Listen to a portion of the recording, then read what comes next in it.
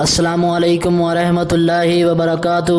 ناظرین، آپ دیکھ رہے ہیں زین مدنی اسلامک چینل اور میں ہوں آپ کا میزبان محمد زین مدنی۔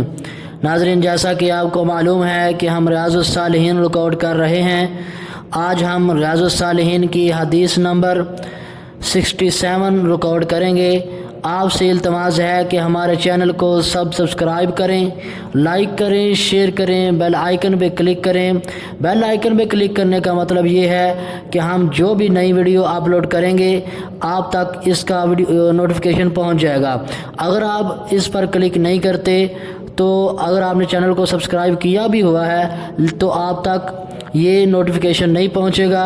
آپ سے التماس ہے کہ اس پر بھی کلک کر لیں تاکہ آپ تک نئی ویڈیو پہنچ سکے۔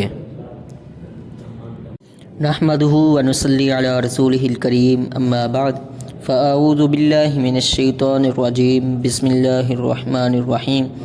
ریاض الصالحین جلد اول اور باب نمبر 5، باب المراقبتی، مراقبے کا بیان، اور حدیث نمبر 67۔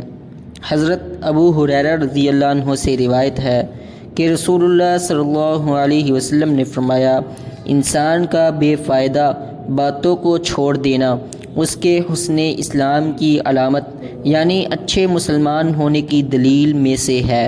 یہ حدیث حسن ہے اور اسے ترمذی وغیرہ نے روایت کیا ہے۔ فائدہ، اس میں انسان کے لیے ایک نہایت اہم اصول بیان کیا گیا ہے کہ بے فائدہ اور لا یعنی باتوں اور کاموں سے اجتناب کیا جائے۔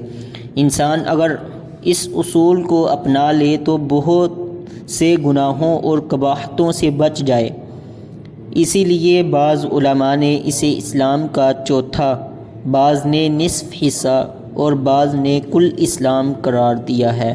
وما توفیقی الا باللہ۔